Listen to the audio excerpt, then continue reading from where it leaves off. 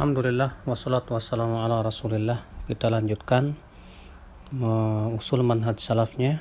Pasal yang berikutnya, pasal yang kelima, khusais al-manhajis salafi, keistimewaan manhaj salaf. Yang pertama, as-suhulatu wal wuduh. Wa manhaj salaf itu mudah dan jelas. Kata beliau, ya, minal ma'lum daruratan tafawutun nas fil fahmi wal idrak li katsirin minal masail. Sesuatu yang pasti, manusia itu berbeda-beda dalam pemahaman, ya, dalam memahami banyak permasalahan.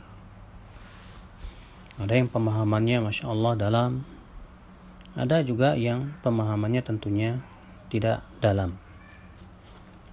Wa ala hadza faqad kanat ma'ani nususil kitab wa sunnah mushtarikah mafhumah li jami'il arab al-mukhatabina biha. Atas dasar ini maka makna-makna nas-nas Al-Quran dan hadis itu dapat dipahami oleh seluruh orang Arab yang diajak bicara dengannya. Bahkan Al-Quran turun dengan 7 huruf karena sebagai keluasan untuk mereka, di mana orang-orang Arab terdahulu sebatas mendengarnya mereka langsung memahaminya karena saking mudahnya difahami. Walaupun tentunya semakin orang itu, ya, bahasa Arabnya kurang fasih, semakin kurang memahaminya, semakin dangkal keilmuan, tentunya semakin juga kurang memahaminya. Kata beliau, wa amma ma qasurat anhu fuhumu ahli lisan wal khitab min alfadhil kitab wa sunnah wa ma'aniha fa huwa ala darbain. Adapun yang, ya, sulit dipahami oleh orang-orang, ya, ahlu lisan dari lafaz-lafaz Al-Quran dan hadis itu ada 2 macam.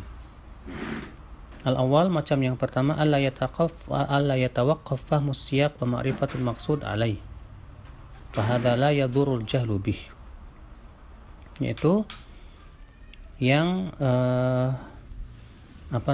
memahami maksud tujuannya itu, kalaupun kita tidak tahu pun tidak mengapa, karena yang diinginkan adalah maknanya, ya, secara tarkib, secara tarkib itu artinya terdiri dari 2 kata atau lebih misalnya, bukan secara tunggal. Contoh misalnya Allah berfirman wa fakihata wa abba. Apa makna ab? Umar bin Khattab tidak mau membahas tentang masalah itu karena abba itu, ya, artinya adalah pepohonan, jenis daripada pepohonan yang ada di bumi ini. Dan kalaupun kita tidak mengetahuinya pun juga itu tidak memberikan mudarat untuk kita. Jenis yang apa yang dimaksud dengan abba itu.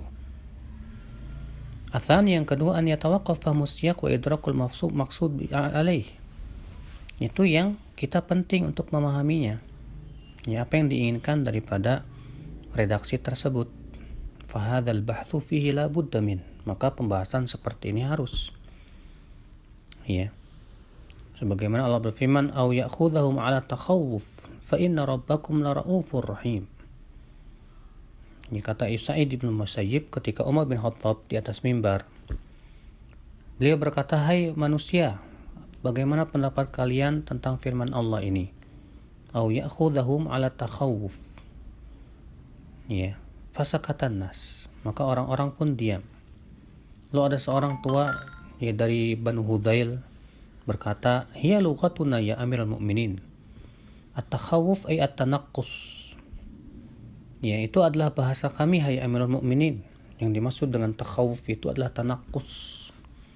Ya, artinya tanaqqus itu dari kata tanaqqasa yatanaqqasu, artinya menghina, yang merendahkan, ya. Wal maksud huna, maksud di sini bahwa bayan anna syariah qaribatul idrak. Penjelasan bahwa syariat itu sebetulnya mudah untuk difahami.